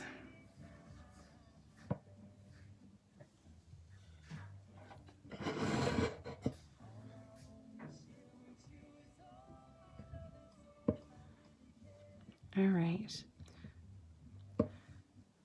So as we're getting closer to the end, you guys, I'm just going to remind everybody that if you are looking to get an access to the recording of this tutorial, if you wanted to watch it again and follow along, or try with different colors or anything like that, it's available on my website for $5. Now, when you go to the website, it will show it as $1. That is for the tips. So if anybody was to choose to leave a tip, it's certainly not necessary by any means, but it's always appreciated. And if you choose to tip $5 or more, I'll send you access to the recording so that you can watch it again. So it is available on the website, and I'm just going to leave it up there. It'll be up there for a long time, so you can always go back to it if you decide you want it at a later time. But if you think that you want to have access to all the recordings every month, I also have a Patreon monthly subscription that you can always join as well. Usually the videos will go up within 48 hours after the last tutorial. I had an issue with last week's tutorial. It hasn't gone up, but I'm still looking for it. I did a phone dump and I put it onto my hard drive, and I cannot find it anywhere. It's not with the other photos that I put. It's just a big technological cluster right now. So that one will be coming. But between us, it wasn't the best one anyway. It was a little bit harder to follow. It was about doing these big circles like this. It was still helpful, but it wasn't, definitely not one of the best tutorials that I've ever done. I think the other ones that are available are definitely a better option. Definitely a better option. So we'll go from there. All right. Oh, and Audrey started to throw stuff on the ground. Fantastic. Yeah, they smell like leather, and they smell like hay, and unless they've rolled in manure, yeah, then it's not so great. Top Dots are very relaxing, aren't they, Paula? Fantastic, Sharon. That's awesome. Fantastic. All right, we're going back to the bright green. I'm still going to do another green on top. I'm still going to do yellow on top of all of these, but we're getting a lot closer now.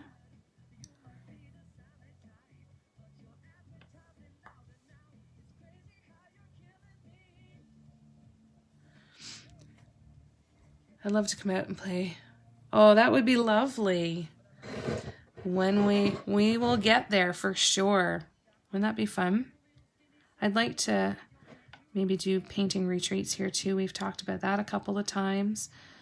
But definitely I'm going to be doing a lot of live ones because I want to make sure that we have time to spend together and can help you create your own masterpieces and just enjoy the process right along with us. So if you know of anybody that you think would like to join in, please share that with them and invite them to come along next week. The events on my page talk about what kind of tutorials we're going to do. I believe next week the drawing mandalas. I should pull up my Facebook page and have a look. Let's see. I think next week might be the drawing mandalas, or maybe it's the week after. Let me check. Let me go here. Let me go to Mandala Love Affair. We're going to go to events. Yeah, next Saturday we're drawing mandalas. So pen and paper, compass set, protractor, that sort of stuff. So if you want to learn how to draw mandalas, or at least see how I draw mandalas and how I got started, because I got started into all of this with drawing them. So next week isn't going to be a painting tutorial. We are going to draw. I'm really looking forward to that one. That one's going to be a lot of fun. Okay, I'm just going to scroll back.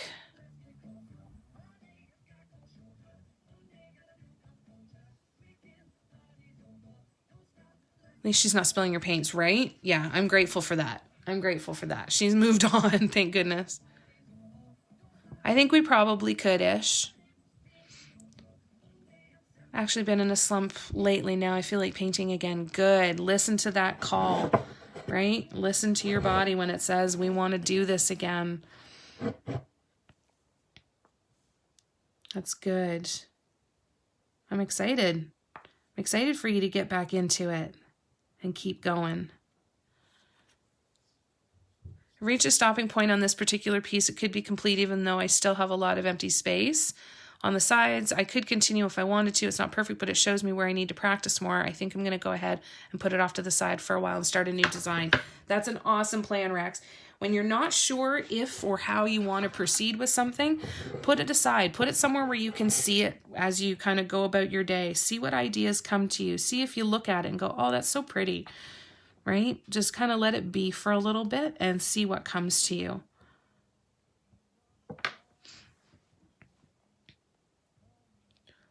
Plus a painting retreat in Colorado. Totally got to do that too.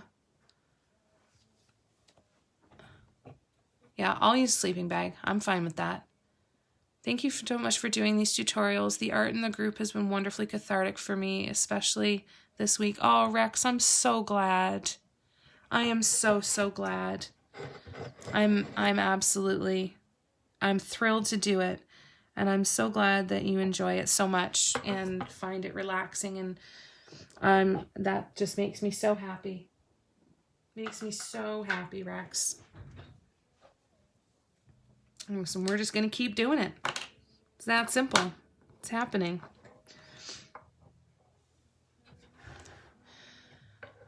She's not permitted Zoom. Yeah. You try asking Ish and see. I think it's going to depend. Amira probably more likely than Molly, I'm guessing.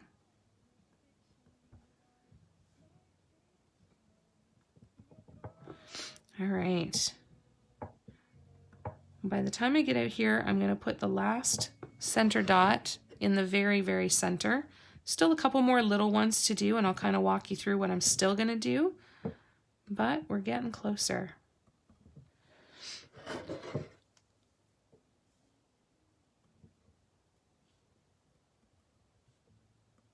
Definitely getting closer. Aw, thank you, Rex.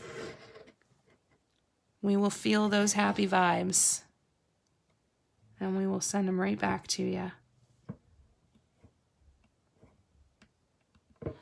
We will send them right back to you.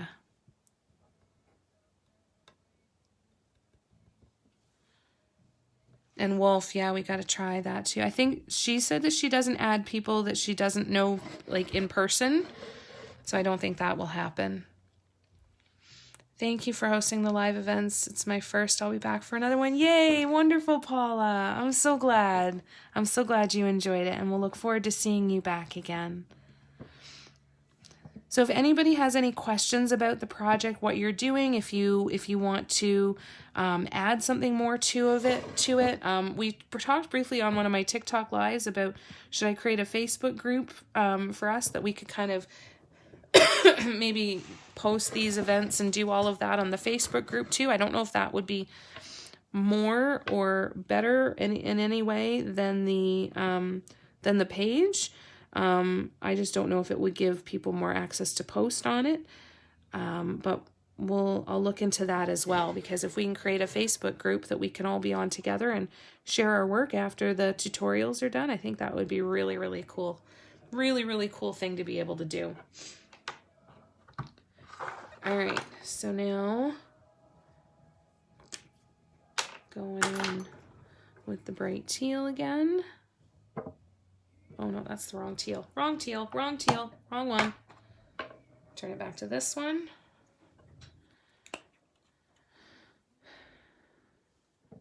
And thank you guys for helping me take some breaths today. I really appreciate it. I was not doing well on my own, so thank you for being that space for me. It means the world. And I appreciate it very much. I would like a Facebook group, but only if we limit the number of members. Yeah, I got to think on all of that stuff because there's so many different options, right? And I got to see what the benefits would be to make sure it's not more labor intensive too, right? But it's definitely something to think about, for sure. Always something to think about. Always the ideas coming, right?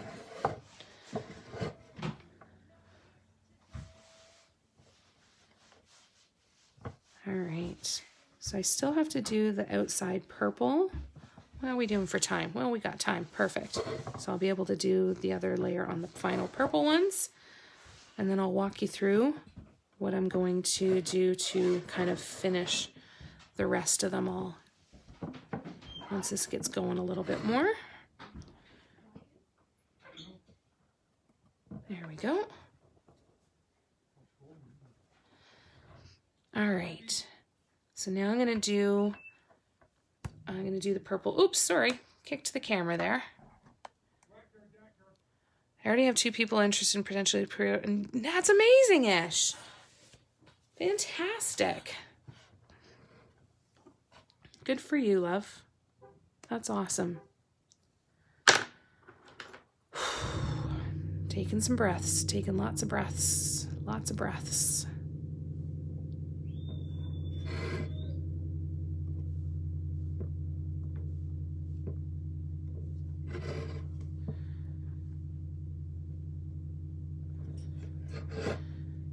I'm going to go, I really enjoyed Christine Lee's Facebook group. There are way too many people. Yeah, there's a lot of people in there. I totally agree.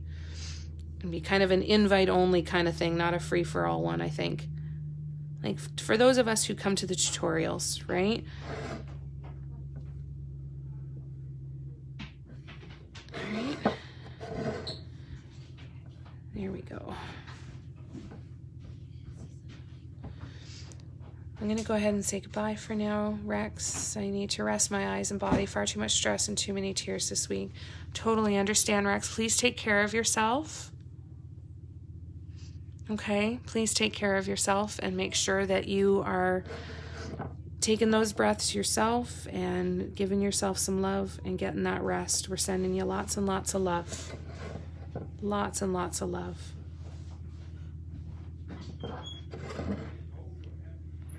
All right, and Jan, I'll answer your question in just 1 second here. In just 1 second. All right, so let's go back to the teal for the very center dot, right in there.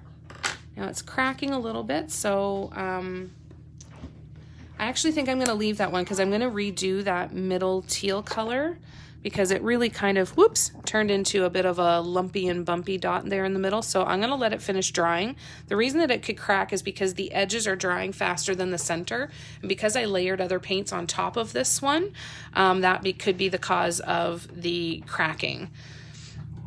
So, oh, I was just needing to take some breaths, Jan, because there's so much noise going on around here. So much noise going on around me while I'm trying to do this, and it was just frustrating me. Just frustrating me. That's okay. If we have our own group, right, if I can get at least 10, I would be ready to order the supplies, because otherwise it's $300 that I won't be able to get back if not enough people are interested. Yeah, totally. If you can get that commitment ahead of time, Ish, that's good. If we have our own group, we could upload pictures, have challenges, share administrative duties, possibly form a buying club to try and get discounts. I think that's a great idea, Sharon. We'll totally kind of jump into that. Lots of love, Rex. Take care of yourself. Right? Ish, you're killing it, man. That's fantastic. All right, well, let's do some yellow top dots then on top of these green, because I'm dying to see what this is going to look like. Ooh, so see how just lining it up in a different spot makes a difference, eh? Oops, I had way too much paint on my tool there. Isn't that kind of cool? I think I'd like to play around with doing dots that are lined up like this. Oh, that green was still not dry. Oh well, a little premature, but that's all right. So what do you guys think? So what I'm still gonna do is I'm gonna go through these purple ones and add a little bit of white. Probably gonna add a little bit of white here on these teal ones. And then definitely on all of the purple ones though. And then add some more yellow on the very, very tippy top of the green to give the really nice top dots there. But I hope that this has given you kind of some insight into top dots and all of the different options that are really available to you, and all of the different ways that you can use them and place them and create different effects with them. I would definitely recommend just kind of playing around with it. You know, playing around with different ideas, looking at other artists and see what kind of ones that they're doing, and try and kind of take those ideas for colors that go together, right? Oh, fantastic, Debbie. That's awesome. Thank you. Right. Ah, Sharon, you're on it. You're amazing. I want to see the mini daughter mandalas. Okay. I'll show you the mini daughter mandalas. So with the little mini micro tool, I made this guy. This was the first one that I did. I still have to put a teal dot in the middle. But why don't we do that? Let me do my last top dot on this one, because I haven't done that yet.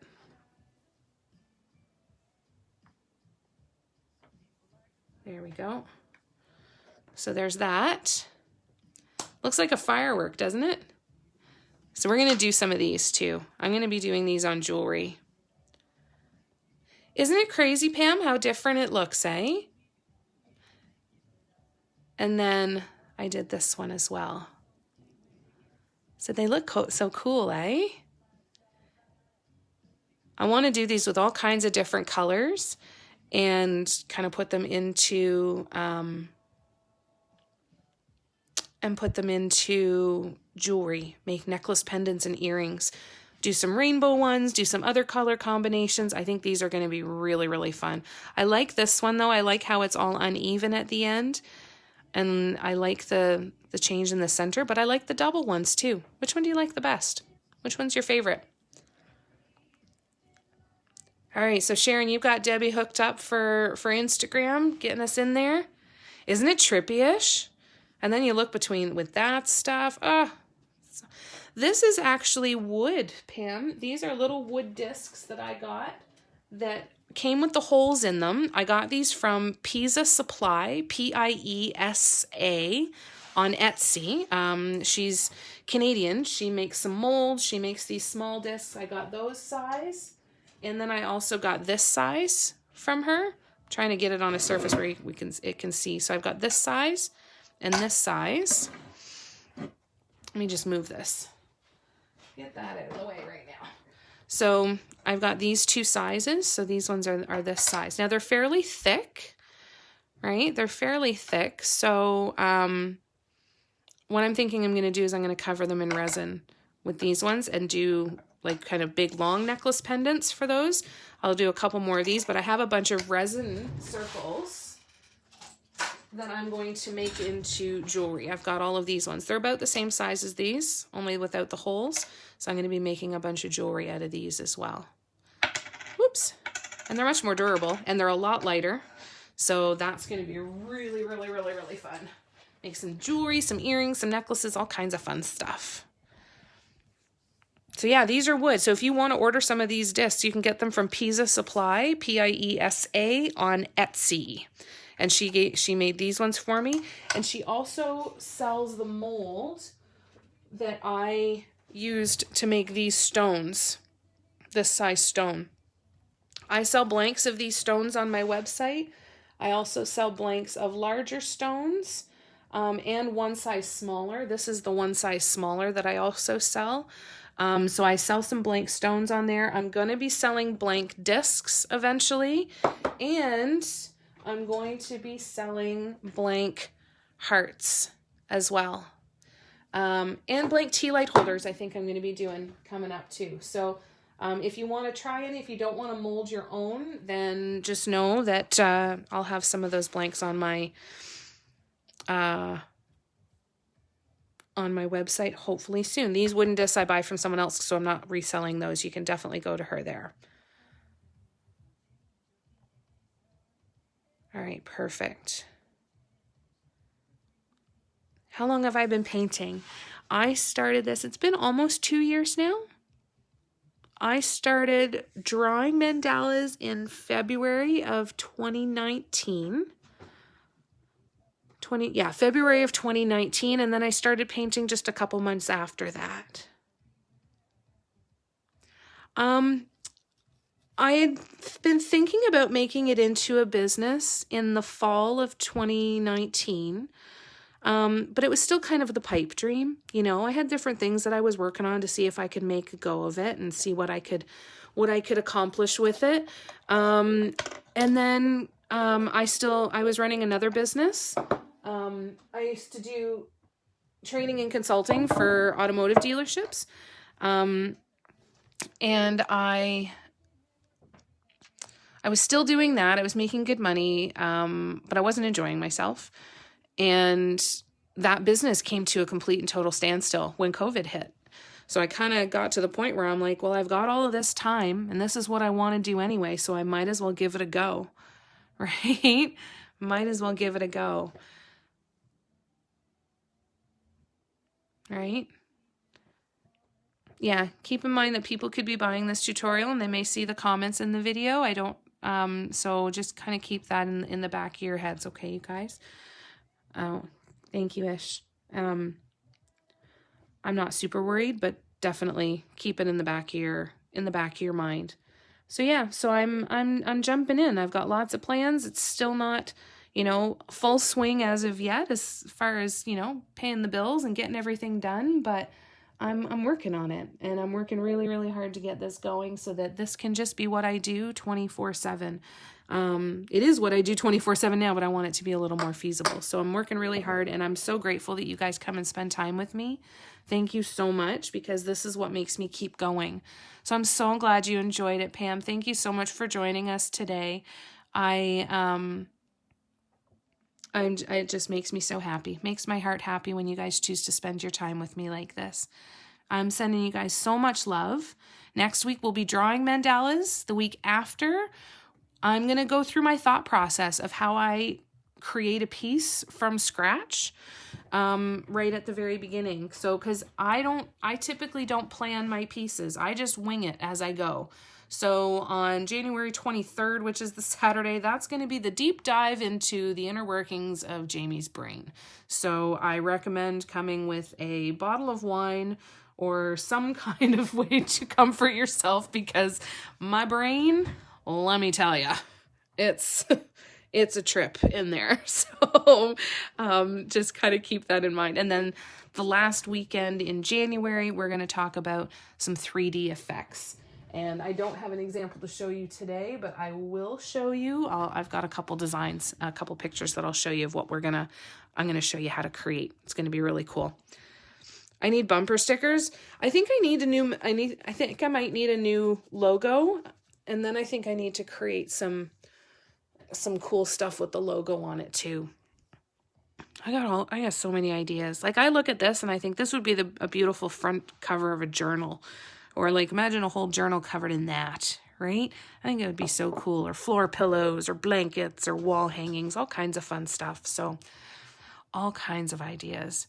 I think I need a new logo. My logo now, yeah, I think it needs a little bit of work. I think it needs to be a little bit easier. I'm not sure, just something a little bit more streamlined, a little bit more professional looking, a little bit more graphic. I'm really not sure. I'm really not sure. I'm kind of at the point where I just want to throw some stuff against the wall and see what sticks and see what I like. Because I would love to be able to create like a car decal or different things like that, even just for myself, so I can be advertising my business, right? Yes, definitely a mandala of some kind. I like the idea of having the mandala in the background and then the letters either like the mandala in the center and then words going around it. I just haven't had the time to sit and kind of play with the logo and see what else I could do with it, right? Okay, I will. Thanks, Ish. And I will be getting to that email, I promise. I'm trying to mentally wrap my head around getting some of this admin stuff done. Thank you so much for joining us, Paula. It was lovely to meet you. Please take care of yourself. Stay safe, and we're sending you lots of love. We'll look forward to seeing you again next time. But I'll definitely send you ideas. For sure. I'll put them in the group. And we'll start, see what we can do about getting a Facebook group up and going so we can all put posts and kind of challenge each other, like you said, Sharon. I think those are fantastic ideas. That would be awesome. Okay, you guys. You're welcome, Debbie. It was lovely to meet you. Please send me a message. I'd love to connect with you. I think that would be so cool. So if you guys have any questions at all, here, let me back up and let's look at this right from the back. I think it's looking all right. What a difference, eh? Compared to, I'll have to do a screenshot and show the difference between this one compared to when it had no top dots on it, just to see the difference. And I'll finish the top dot in the middle because that one's going to be important. But it's amazing what it can do. Amazing what top dots can do. I hope that this was helpful, you guys. The purple, pink, and blue mandala for my logo, that would be beautiful. That would be beautiful. I'd like to put those colors in it for sure. You're most welcome, guys. We'll see what we can come up with. And I'll look forward to seeing you again next week. And if you're on TikTok, for those of you who are new to this live with us today, I am on TikTok and Instagram. I go live on TikTok 4 days a week. I always post the schedule for the upcoming week on Sunday evenings. So tomorrow evening on TikTok, I will post what my live schedule for the week is going to be. So if you want to come and hang out more, I'd love to see ya. I hope you guys had a good day. I hope you had fun. I hope that you guys are going to take care of yourselves, and please make sure that you're, breathing and giving yourself some love. And I hope you have a great rest of your day. And thank you, Sharon. Have a lovely rest of your weekend too. Thank you, everybody, for popping in. Love you very much. And we'll see you next week for drawing. Yay! All right. Bye, guys.